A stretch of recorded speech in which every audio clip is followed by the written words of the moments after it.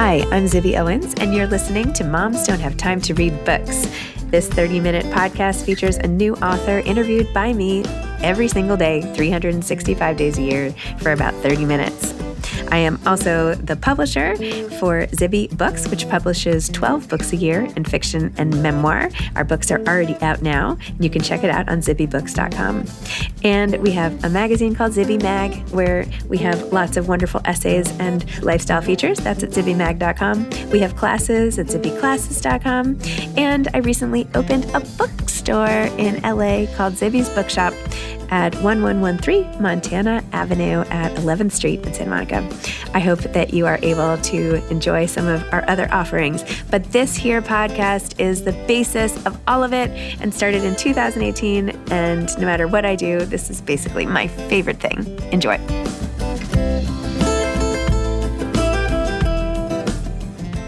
Patti Callahan Henry is the author of The Secret Book of FLORA LEA, a novel. This episode is guest hosted by Julie Chavez, author of the upcoming Zibby Books title, Everyone But Myself, and host of Ask a Librarian. Patti is a New York Times, Globe and Mail, and USA Today bestselling author of 17 novels, including her newest, The Secret Book of FLORA LEA. She's also a podcast host of original content for her novels Surviving Savannah and Becoming Mrs. Lewis.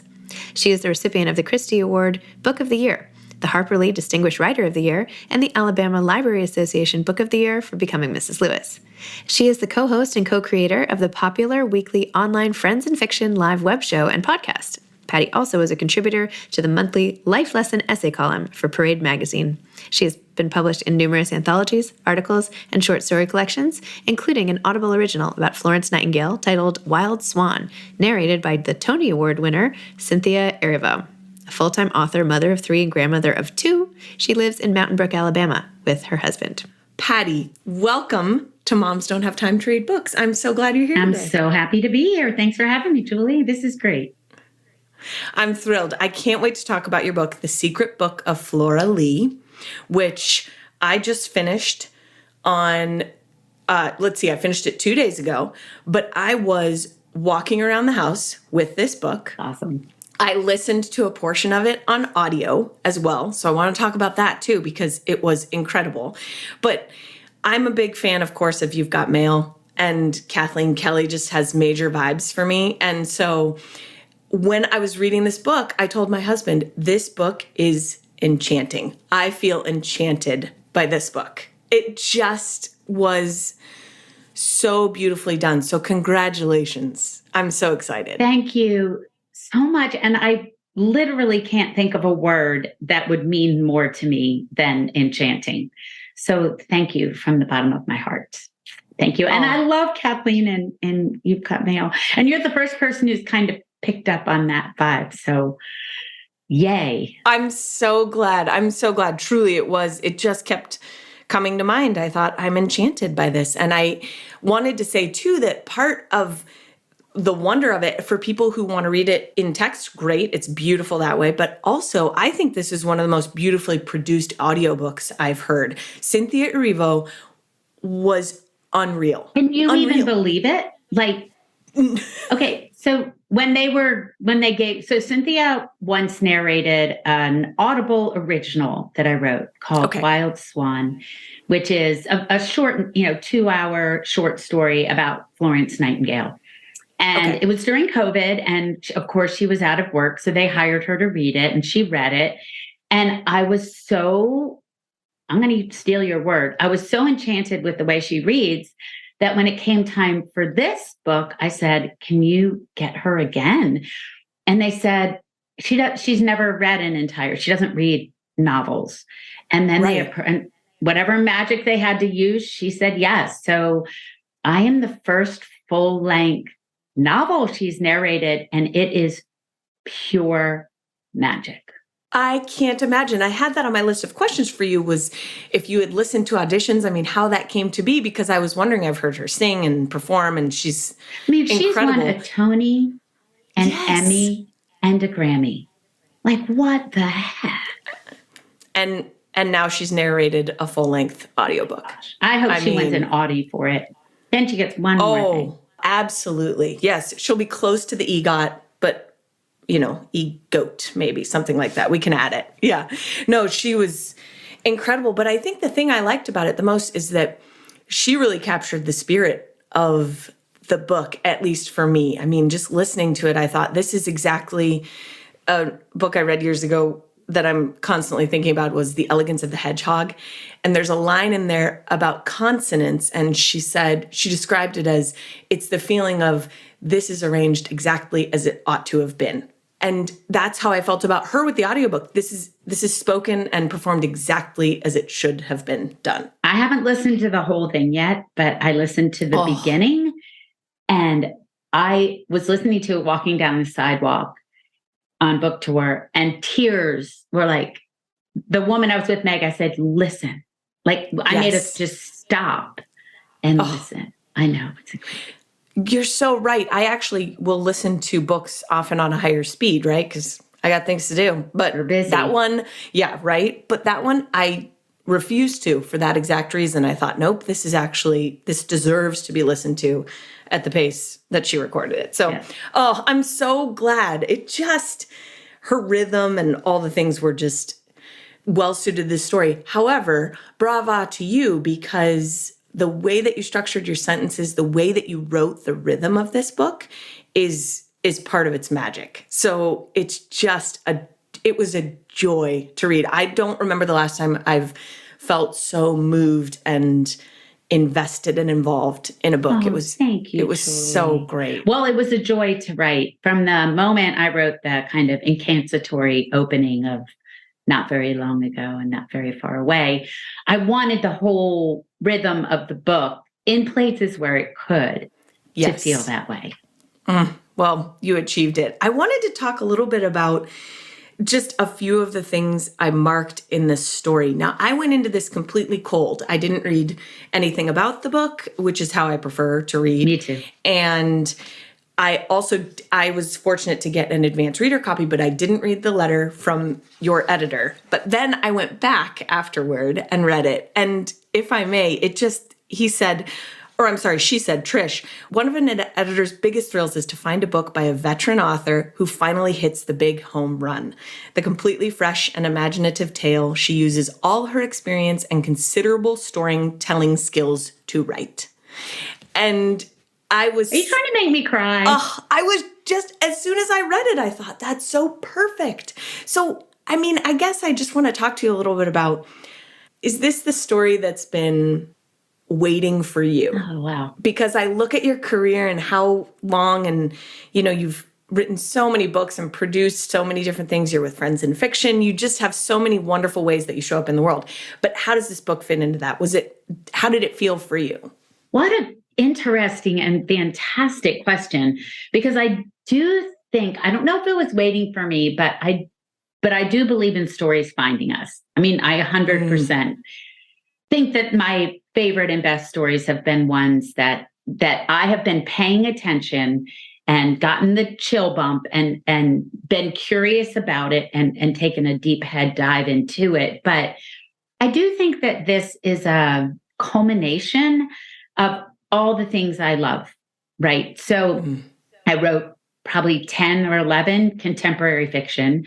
Then I started writing historical fiction, starting with a novel called Becoming Mrs. Lewis, and then started really moving deep into historical fiction.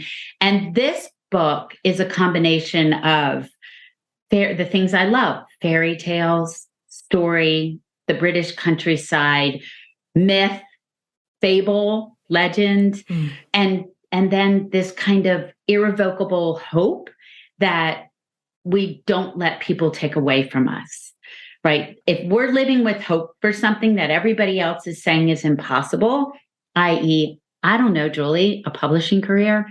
So I think that this I wrote not under contract, which you well know, but for all of you listening means you're writing it, hoping to sell it as an entire book instead of writing it under contract for a publishing house. And so I wrote it on spec, which is what we call that. And I wrote it very quietly. The only person who knew, or people who knew I was working on it, were my dearest writer pals and my agent. So I think that because of that, I was able to put the things that matter the most to me in the novel. You feel that just listening to you describe it, there is a magic. I mean, it is a secret book in some ways. And I love that that's reflected in the title. You said one of the themes, stories finding us, that you were just mentioning, but one of the lines I pulled out of the book was, despair leads us to stories. We invent them so we can live in a world with meaning. And I wanted to ask you, where do you find meaning? Obviously in story, but just on a bigger scale, where does that come from for you? Oh, I love that. When I give a talk about story, I always talk about how we as humans are a meaning-making people. When there was this huge decades-long psychiatric study, it said if you ask people what they think they want, they always say, I want to be happy. I just want to be happy. But when they took a deeper dive, what people really mean when they say that is they want meaning, purpose and meaning. And they want the things that happen to them and that happen to others and that happen in the world to have meaning, because we can tolerate not being happy as long as we know or feel that there's meaning. And there's so many different ways that people find meaning in their circumstances in the world. And that's, through science, through story, through religion, through spiritual practices, through poetry. And for me, one of the ways that I have found or made meaning out of the meaningless or sense of the senseless has been through story. Either the ones I'm making up or the ones I'm reading. The other thing that grounds me and helps me a lot when things seem senseless is poetry. It kind of brings down the defenses and takes us out of logic and into a different realm where things are connected and things have more meaning because they're connected. And so there are different ways, but for me, almost always it has been, and you as a librarian would probably say the same, it's story. It's what we give to kids. It's how we help them make meaning of things too. Absolutely. Yes, you can reconcile all of these tensions and all of the pain that we experience that's part of being human. It's much easier to reconcile it or to feel that there is an ability to make meaning through a story. You're exactly right. So yeah, I feel that very much, which is part of why this book was so precious for me, as there were parts I read and I thought, oh, that feels exactly like me. So that was a gift. I mean, some books are mirrors and some are windows. So this was both, I think. You did a beautiful job with that. So about Hazel, who's one of the sisters in the story, and I don't want to tell people too much, like we were talking about. I don't want to give them too much of a run of this because, as you said, I wouldn't categorize this as historical fiction. I would say, I mean, mostly I just say, just read this. Like, just listen, just do what I tell you to do, right? I mean, if we're friends, just do trust it. me. That's right. Exactly. Don't make me explain it. Exactly. Yes. But I did like about Hazel, she loved knowing why things happened because if she did, it was quite possible she could keep them from happening again. Are you like this? Oh, Julie, I always say that being a writer is often, and you are too, is often like being a psychotherapist. So great question, right? So repeat the quote so I can kind of. Yes, I will settle you in it. But the reason I ask is this is definitely me. So I won't make you only share issues. I love to get, let's just get messy. She loved knowing why things happened because if she did, it was quite possible she could keep them from happening again. I think that goes back to, as humans, what we were talking about before, making meaning, which is the other thing we're after. We have these 84 billion brain cells and they're after one thing, control. Like control the world so that I am safe, right? Scan, look for meaning, look for connections so that I can control it. And when we finally realize, and it's usually only for about 3 seconds at a time, but when we finally realize that we have no control, we can check our rankings, we can, send our emails and do our posts, but we can't control who buys and doesn't buy our book. We can't control we can't keep our loved ones safe. There is a fantastic memoir written by a dear friend of mine called Bomb Shelter by Mary Laura Philpott. Yeah, you've read it. Love that book. Love it. Yes. And she, that's what the book is about, is that we feel like we can be this bomb shelter in the world for the people we love, the people we care about. And because Hazel, it's not a secret. Sure. The opening, she loses her little sister. Mm-hmm. And that's what the book is about, is what happens to her little sister, Flora Lee, when that terrible thing happens. And for the rest of her life, she wants to control the world so that these unexpected things, she's lived through World War II. It's now 1960. She has her life in these neat little boxes. But she's not doing the things she loves. But she loves the bookshop, but she's keeping herself from her one true love, which is writing.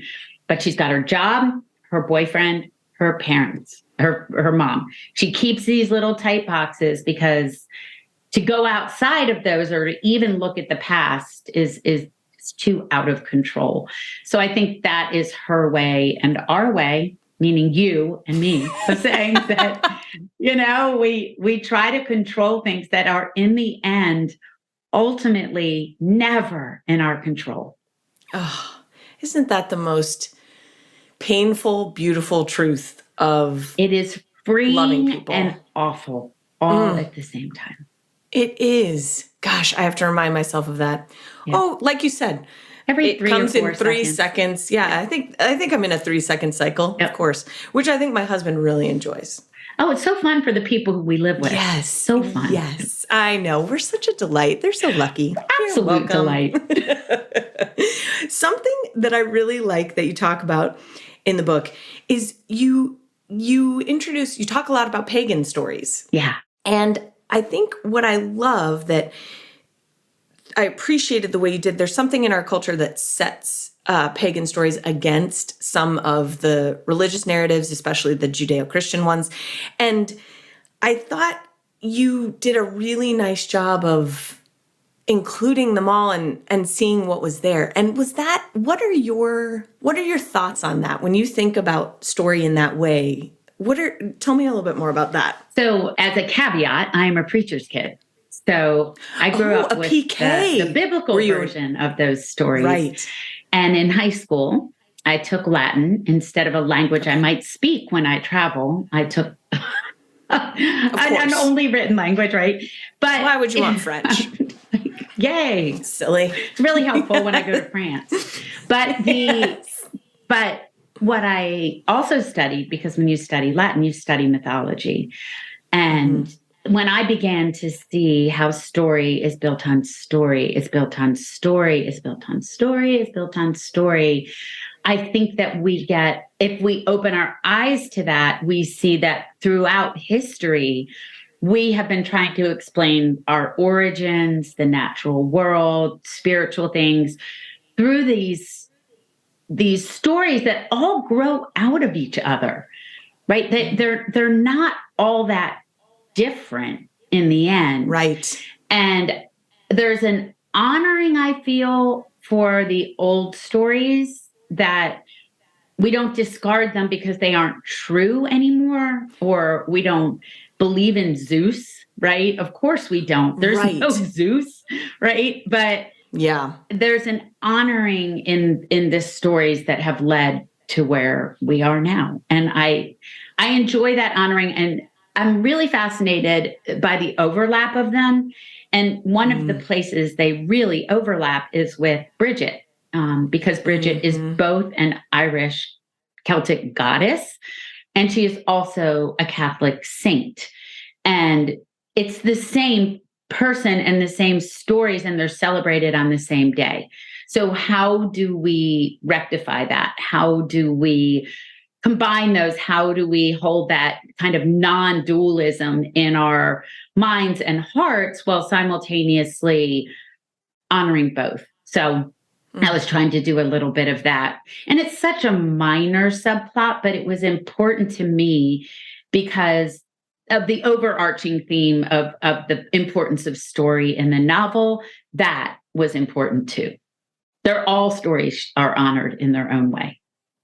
Yeah, I really appreciated seeing that there because I think we tend, I mean, obviously now oversimplification is like the way of the day. And so seeing something that holds the truth of things and recognizing that there's a kernel there. So you're like you said, you're building on what is true and you can discard the trappings of it. And, I just think there's so much to be said there and such a good analogy. I mean, when we try to make something simple, yes, KISS, keep it simple, stupid. But right. I mean, when we try to do that with something as ethereal as story or spirituality or psychology or the psyche, or when we try to keep it simple and in a black and white world and a right and wrong world, we don't do ourselves any good for the complicated ways that we are as in the human condition. Does us no Absolutely. good to make it black and white. No.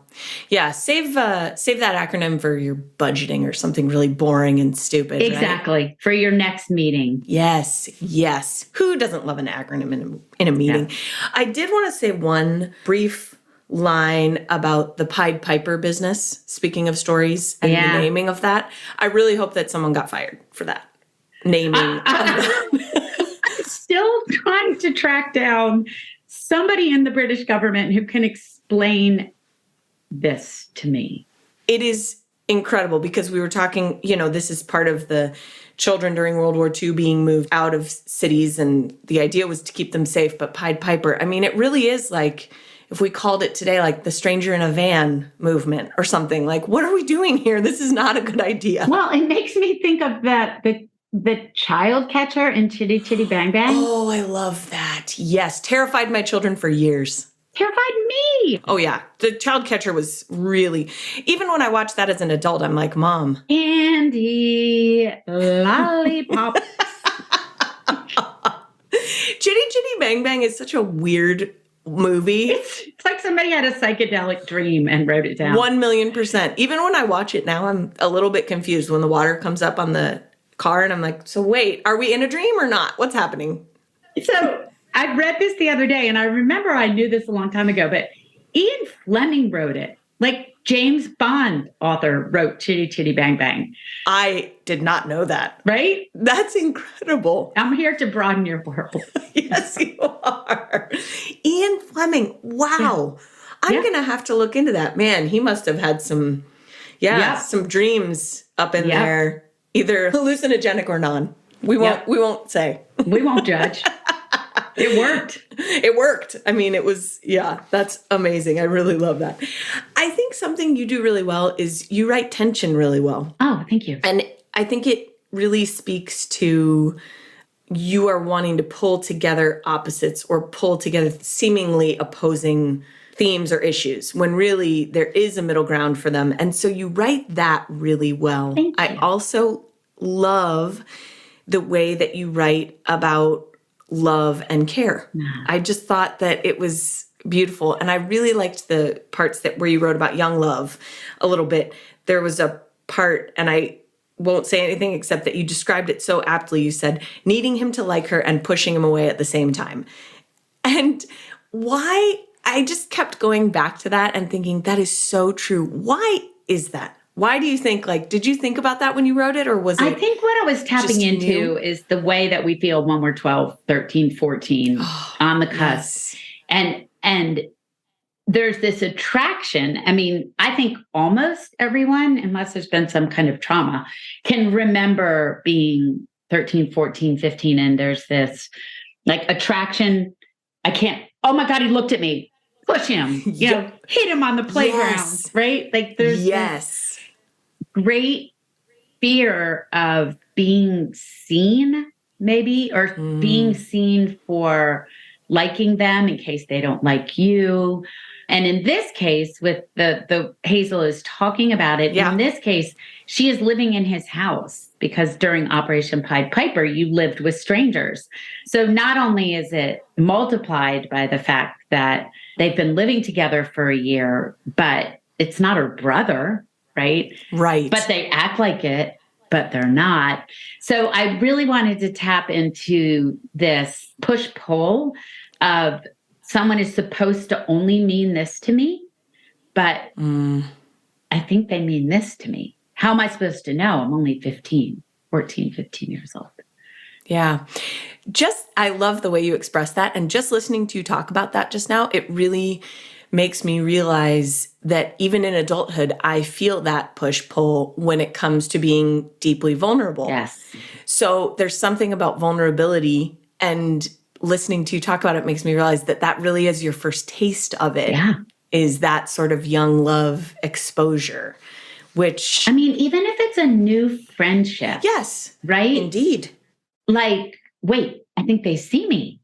Is that good? Should I keep going? Mm-hmm. Or, so I don't think anything, like I said, we play psychoanalyst in our novels, but I don't think that ever leaves us. No. I really don't. I think we can grow and learn from it if we're a little self-aware. But in the meantime, I just don't think it ever leaves us.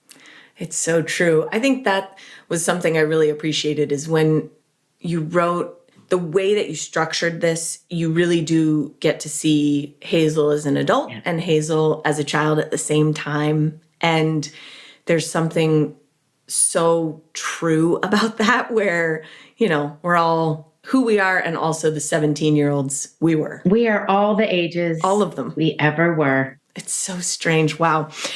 I want to find out for you, what is... So you, like we talked about earlier, your publishing career, this great act of faith that we hold in our lives. But what is, from where you are now, what's your favorite thing about being a writer? Oh, Julie, I love that question. I'm so stealing that for Friends in Fiction, because I can answer that and it's never what people think it is. Ooh, right? Yay. Yes. So people think that you will say it's, I hit number 8 on the New York Times list, which was, blow my mind, amazing. Incredible. Of course, that's awesome. They think you'll say, seeing my name on a book, which is amazing. But there are 2 things I love the most. And the first is when I'm writing and I lose myself. I don't know if I'm explaining that right. Where I step out of my limitations and my ego and my needs and my constant longings and desires and blah, blah, blah. Yes. Right. I'm so sick of me. Like what I'm stuck with in my head, and I'm not there anymore. I'm on the page and I'm riding that current and that river, and I come back to myself and I'm like, that's, it doesn't happen very often, and it doesn't happen all the time. The second thing that is my favorite thing about being a writer is the writing community. Look, we just met and we're already friends, right? We care about the same things. We're looking for the same things. We're diving for the same things. We're mining our own compost pile for the same things. We're trying to find a way to be in the world with meaning and purpose. And I've always said that it's the writing and reading community, but Friends in Fiction, and same with Zibby's community, shows you even more that the people who care about these things are the best people in the world. I love those answers and that description of, really, there are moments, and you're right, they're so hard to find, where you feel like, I'm just bringing these words here, but they're not about me. And it's the most freeing feeling to be separated from... You're so free. Okay, what's your favorite thing? I'm flipping it. Ooh, gosh. I think it is expressing something. I think it's right now when I am able to express something and it resonates with someone. So much of what I write about is motherhood, and... Because yours is a memoir, right? It is. And so I think knowing that someone can see themselves in what I've written, because my greatest hope is that it's just... that it eases it for someone else. Yes, that they find ease or grace in whatever they're pulling out. And so when it becomes not about me or or my story, but just, oh, that resonates for me because it's suddenly about the reader. So I think that's my favorite. I love that. So Madeline L'Engle says that a book is a bridge between a reader and a writer. And that came to my mind while you were describing it. That's what it feels like. You're exactly right. It is a bridge. I also have a piece that I'm going to send you because you talked about untrue things or the untruth. Was that C.S. Lewis or Tolkien? Tolkien. Yep. That was. Okay.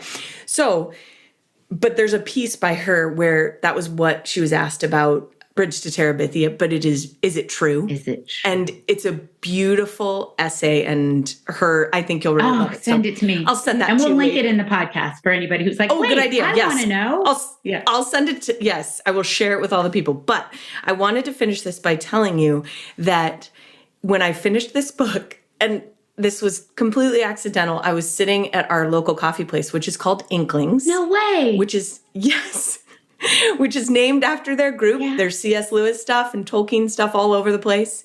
And I was sitting outside and the sun was coming through the tree and the pattern was on the ground. And I just thought, this is just a moment of perfect synchronicity. Mm-hmm. So I just have to let you know, your book was a gift to me in just this wonderful moment. And I'm so glad that it's out in the world, and I can't wait to put it in everyone's hands. Oh, I love that moment. It sounds like a moment of pure grace, and that my book was with you. I am so happy. Thank you, Julie. This was so great. And that was like 2 minutes, wasn't it?